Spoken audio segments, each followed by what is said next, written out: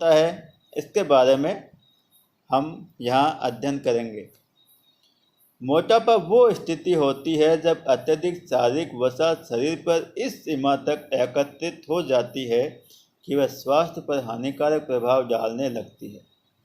यह संभावित आयु को घटा सकता है। शरीर का भार सूचकांक या बॉडी मास इंडेक्स BMI मानव भार व लंबाई का अनुपात होता है। यानी बॉडी मास इंडेक्स है, उसमें एक तरफ मानव का भार होता है, दूसरी तरफ लंबाई होता है, इन दोनों का अनुपात। जब 25 किग्रा पर मीटर स्क्वायर के बीच हो तब मोटापा से पहले की स्थिति, और जब ये 30 किग्रा पर मीटर स्क्वायर से अधिक हो तब मोटापा होता है। मोटापा बहुत से रोगों से जुड़ा है, जैसे हृदय रोग, मधुमेह, निंद्रकालीन श्वास समस्या, कई प्रकार के कैंसर और अस्थि संध्यार्थी। मोटापे के कई कारण हो सकते हैं, इनमें से प्रमुख है मोटापा और शरीर का वजन बढ़ना। ऊर्जा के सेवन और ऊर्जा के उपभोग के बीच असंतुलन के कारण होता है। अधिक चर्बी युक्त भोजन करना, जंक फूड व कृत्रिम भोजन करना, कम व्यायाम, स्थिर जीवन यापन, शारीरिक क्रियाओं के सही ढंग से नहीं होने पर शरीर पर चर्बी जमा होने लगती है, ये आउटू अल्पक्रियता आदि। मोटापा कब होता है? जब हम भोजन में अत्यधिक कैलोरी युक्त पदार्थों का सेवन करते हैं या अत्यधिक कैलोरी ले लेते हैं, लेकिन उस अत्यधिक कैलोरी या अत्यधिक चर्बी युक्त भोजन लेने के बाद हम उस भोजन को पचाने के लिए किसी प्रकार की शारीरिक क्रिया नहीं करते, तो ये कैलोरी हमारे शरीर में चर्बी के रूप में जमा होने लगती है। यानी कि जब हम शारीरिक मेहनत कम करते हैं तो मोटापा होने के चांसेस ज़्यादा हो जाते हैं। ब्लड प्रेशर या रक्तचाप। रक्त वाहिनियों में बहते रक्त द्वारा वाहिनियों की दीवार पर डाले गए दबाव को रक्तचाप कहते हैं। धमनियां व नलिकाएं हैं जो हृदय से रक्त को शरीर के सभी ऊतकों और अंगों तक ले जाती है, और धमनियां हमेशा शुद्ध रक्त का ही परिवहन करती है, अशुद्ध रक्त का परिवहन शिराएं करती है। किसी व्यक्ति का रक्तचाप सिस्टोलिक डायास्टोलिक रक्तचाप के रूप में अभिव्यक्त किया जाता है, जैसे 120/80। सिस्टोलिक अर्थात ऊपर की संख्या धमनियों के दाब को दर्शाती है। इसमें हृदय की मांसपेशियां संकुचित होकर धमनियों में रक्त को पंप करती है। डायास्टोलिक रक्तचाप अर्थात नीचे वाली संख्या धमनियों में उस दाब को दर्शाती है जब संकुचन के बाद हृदय की मांसपेशियां शिथिल हो जाती है। एक सामान्य व्यक्ति का सिस्टोलिक रक्तचाप पारा के 90 और 120 ml के बीच तथा डायस्टोलिक रक्तचाप पारा के 60 और 80 ml के बीच होता है, और रक्तचाप को मापने वाले यंत्र को रक्तचाप मापी या स्फैग्नोमैनोमीटर कहते हैं।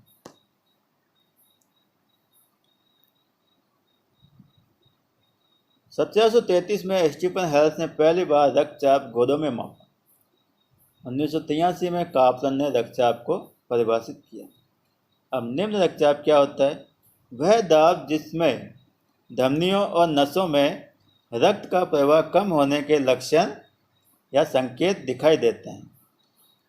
जब रक्त का प्रवाह काफ़ी कम होता है तो मस्तिष्क, हृदय तथा गुर्दे जैसे महत्वपूर्ण इंद्रियों में ऑक्सीजन व पौष्टिक आहार नहीं पहुंच पाते हैं, जिससे यह अंग सामान्य रूप से काम नहीं कर पाते, स्थायी रूप से क्षतिग्रस्त हो सकते हैं।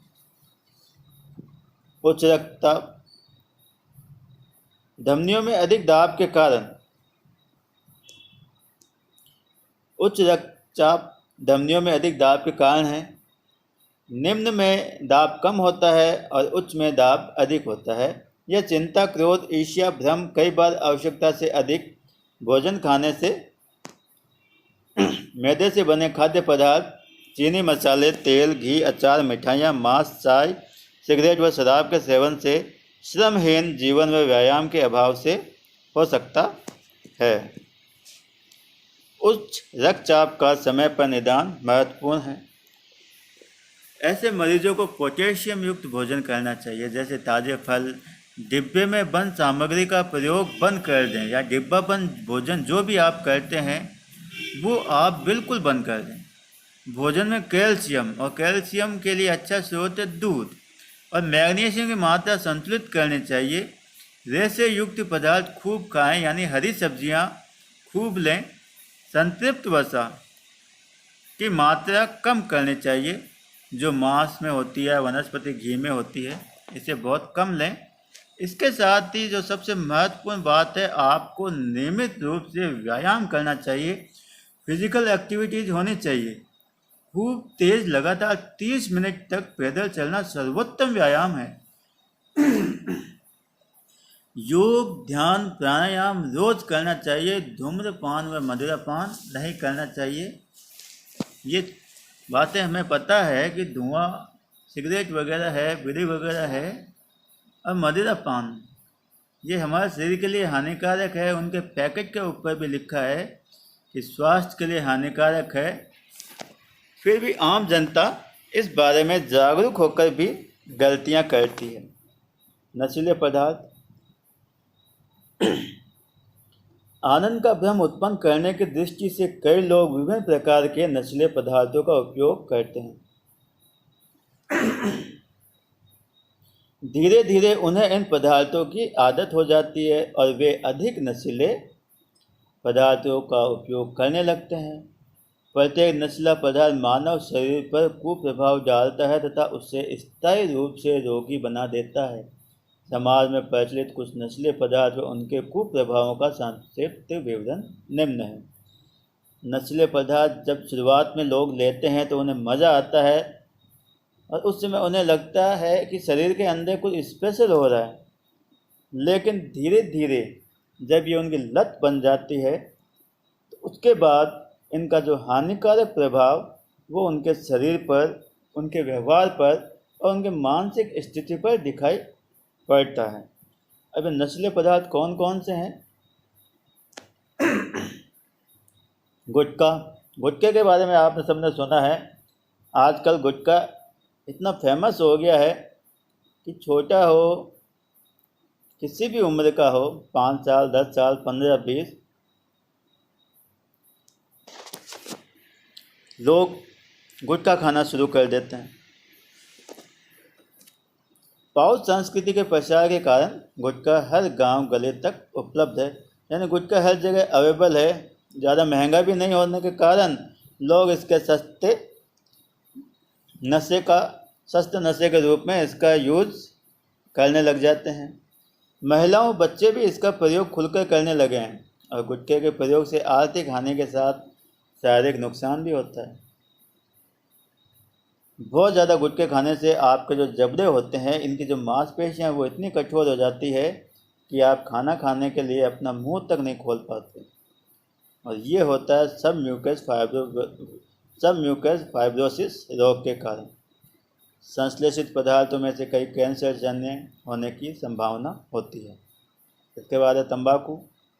तंबाकू पादप निकोटियाना टोबैकम, जिसका कुल सोलनेसी है, इसके पत्तियों से प्राप्त किया जाता है। इन पत्तियों में 1 से 8% तक निकोटिन नामक अल्कलॉइड पाया जाता है। तंबाकू का प्रयोग कई प्रकार से किया जाता है। अधिकांश लोग पान, गुटखे, चूने के साथ इसे चबाते हैं।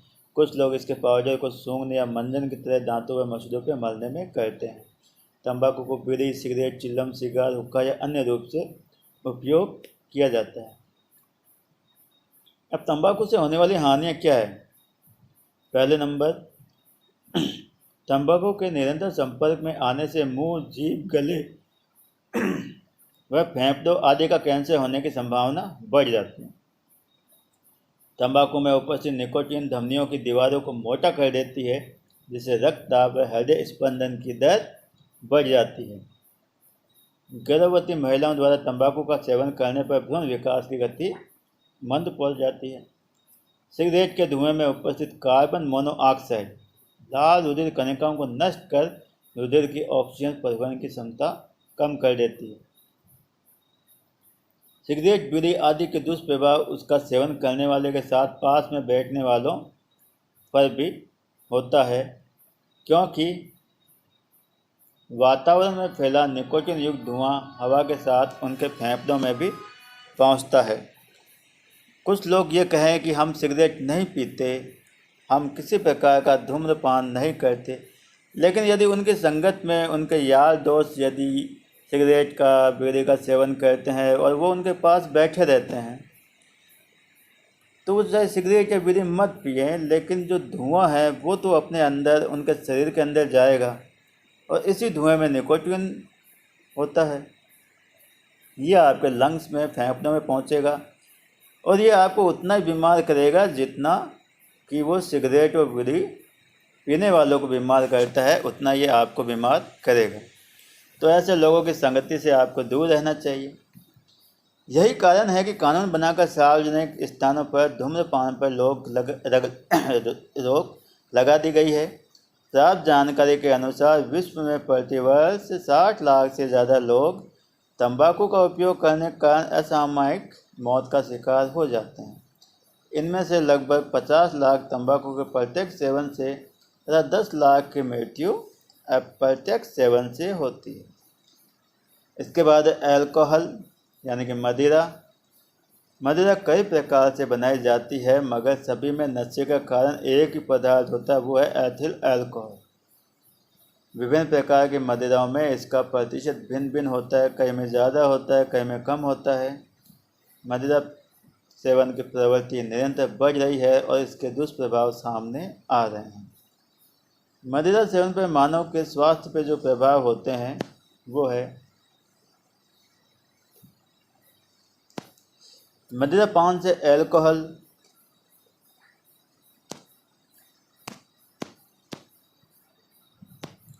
मदिरा पान से अल्कोहल रक्त प्रवाह द्वारा यकृत में पहुंचता है और अधिक मात्रा में उपस्थित अल्कोहल को यकृत एसिटाल्डिहाइड में बदल देता है, जो कि विषैला पदार्थ है।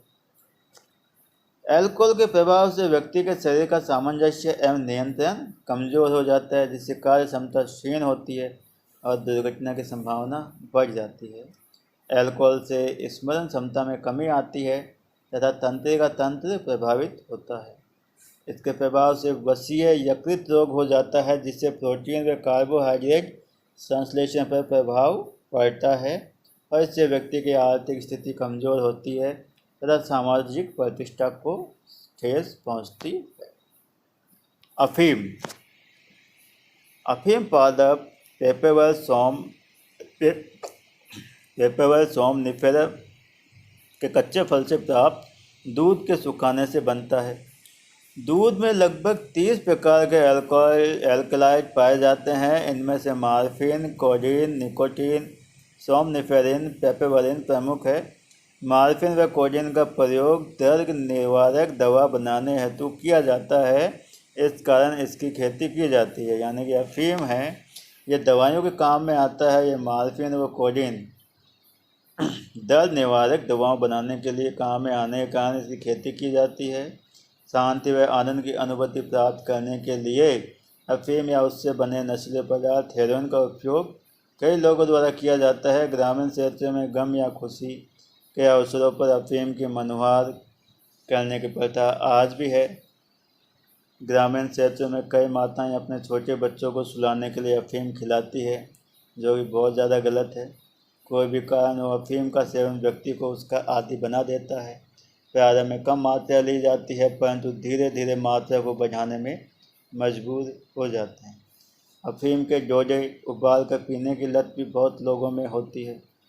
प्रतिरोधक क्षमता कम हो जाने से व्यक्ति बार बार बीमार रहने लगता है और अंत में असामयिक मृत्यु हो जाती है। डॉक्टर या स्वयंसेवी संस्थाओं की मदद से इससे छुटकारा पाया जा सकता है। इसके अलावा बहुत सारे नशीले पदार्थ हैं। कोकीन, भांग, चरस, गांजा, हशीश, LSD आदि अन्य पदार्थ भी मादक पदार्थों के रूप में प्रचलन में है और युवा इनका प्रयोग विभिन्न कारणों से कर बैठते हैं या चंगुल में फंस जाते हैं। इसके प्रयोग के दुष्प्रभाव परिवार से विच्छेदन, अपराध प्रवृत्ति की वृद्धि, शारीरिक एवं मानसिक कमजोरी के रूप में सामने आती है।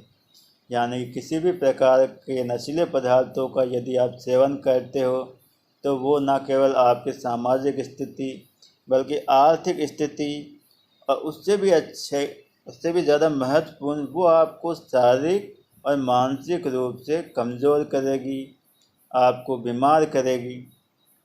इसलिए हमें नशीले पदार्थों से दूर रहना चाहिए। दवाओं का दुरुपयोग। दक्षिणी एशिया में मादक पदार्थों की मांग के विषय में किए गए एक सर्वेक्षण के अनुसार भारत में नशा करने वालों में 42% शराब, 20% अफीम, 30% हेरोइन, 6% गांजा तथा 18% से अधिक लोग अन्य प्रकार के नशों के आदी हैं।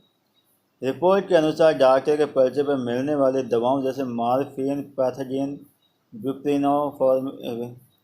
ब्यूप्रिनोफिन, प्रोपोक्सिफेन, नाइट्रोजिपाम, डायजिपाम का दुरुपयोग नशे के लिए बढ़ा है। स्मैक का प्रयोग भी ज़्यादा हुआ है। पंजाब, राजस्थान, मध्य प्रदेश, उत्तर प्रदेश और गुजरात में अफीम का पारंपरिक सेवन जारी है। वहीं पूर्वोत्तर राज्यों में हेरोइन का इंजेक्शन लेने का चलन अधिक है। बच्चे नशे के लिए थिनर, एसीटोन, पेंटोल, सॉल्वेंट, ऑयल आदि गैर परंपरागत पदार्थों का प्रयोग करते हैं। सड़कों पर पलते बच्चे नस्लीय दवाओं एवं शराब की लत के आसानी से शिकार हो जाते हैं। वे जूता चिपकाने का गोंद, correction fluid, spray paint, nail polish, rubber cement, सूखे इरेजर, मार्कर और गैसोलीन में मौजूद पदार्थों को सांस के साथ अपने शरीर में लेते हैं। नशे में ज़िंदगी की सच्चाई तथा भूख से बेखबर होने का प्रयास करने से बच्चे डरावने सपने, फेफड़ों में सूजन, गुर्दों की खराबी और कभी ठीक नहीं होने वाली मानसिक क्षति जैसी शारीरिक एवं मानसिक समस्याएं मोल ले लेती है। जो नशा लगभग दिखावे के तौर पर शुरू होता है, बाद में वो आदत बन जाता है और यही आदत हमें लास्ट में मौत के करीब ले जाती है। खाद्य पदार्थों में मिलावट के दुष्प्रभाव। आज के समय में किसी भी प्रकार का खाद्य पदार्थ हो, खाने पीने की चीज़ें हैं, उनमें मिलावट बहुत आम हो गई है। कौन कौन सी मिलावट है, इसके बारे में हम देखें। आज जन सामान्य के बीच एक आम धारणा बनती जा रही है कि बाजार में मिलने वाली हर चीज़ में कुछ न कुछ मिलावट ज़रूर है। जन सामान्य की चिंता स्वाभाविक भी है और मिलावट का कहर सबसे ज़्यादा हमारे रोज़मर्रा की ज़रूरत की चीज़ों पर पड़ रहा है। संपूर्ण देश में मिलावटी खाद्य पदार्थों की भरमार हो गई है। आजकल नकली दूध, घी, तेल, चाय, पत्ती मसाले आदि दर्ज से बिक रहे हैं। अगर कोई इन्हें खाकर बीमार पड़ जाता है तो हालत और भी ख़राब है, क्योंकि जीवन रक्षक दवाइयाँ भी नकली बिक रही है। एक अनुमान के अनुसार लगभग 30 से 40% सामान में मिलावट होती है। खाद्य पदार्थों में मिलावट की वस्तुओं पर निगाह डालने पर पता चलता है कि मिलावटी सामानों का निर्माण करने वाले लोग कितनी चालाकी से हमारी आंखों में धूल झोंक रहे हैं। सबसे पहले आजकल के सबसे चर्चित मामले कोल्ड ड्रिंक्स, शीतल पेय को लेते हैं। हमारे देश में कोल्ड ड्रिंक्स में मिलाए जाने वाले तत्वों में कोई मानक निर्धारित न होने से इन शीतल पेयों में मिलाए जाने वाले तत्वों की मात्रा कितनी होनी चाहिए, इसकी जानकारी सरकार तक कोई नहीं है। यानी जो कोल्ड ड्रिंक्स हम पीते हैं वो किन किन तत्वों से मिलकर बना होता है, इसकी जानकारी सरकार को नहीं है। और जो सरकार को जानकारी नहीं है, जनता को क्या होगी। और जनता इन्हें सिर्फ अच्छे टेस्ट के लिए पीती है, यानी कि ओनली जीभ का स्वाद कोल्ड ड्रिंक से मिलता है, बाकी ये शरीर में किसी प्रकार का कोई फ़ायदा नहीं करती।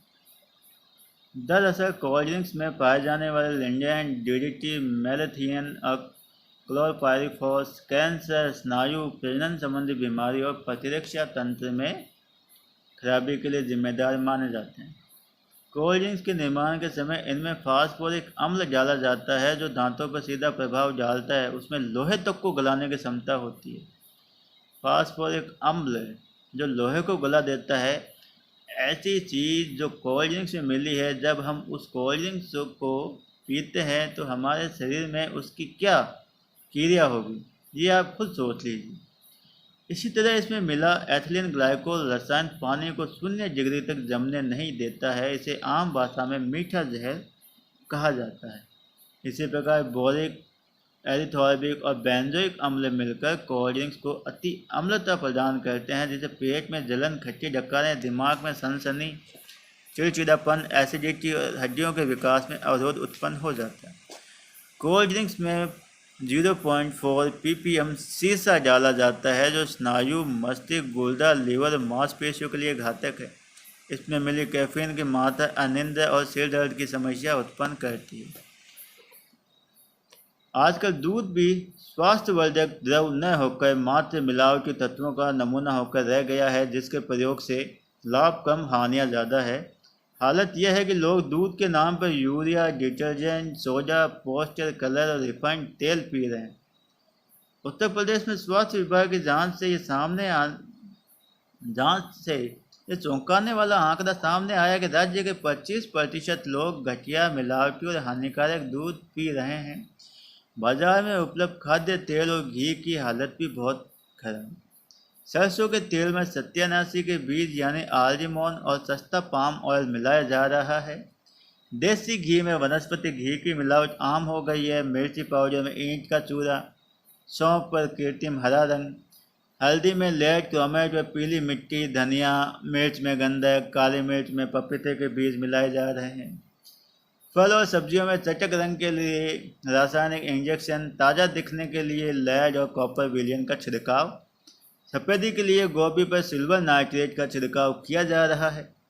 चना व अरहर की दाल में खंसारी दाल, बेसन में मक्के का आटा, दाल व चावल पर बनावटी रंगों की पॉलिश की जा रही है। मिठाइयों में ऐसे रंगों का प्रयोग हो रहा है जिससे कैंसर का खतरा रहता है और डीएनए में विकृति आ सकती है। नकली मावा आ रहा है। दवाओं में मिलावट तो सभी सीमाओं को पार कर गई है। इसका अंदाज़ा तो इसी बात से लगाया जा सकता है कि नकली दवाओं की समस्या और औसत विनियम पर गठित मार्शेल समिति ने नकली दवाओं का धंधा करने वालों को मृत्यु दंड तक देने की सिफारिश की।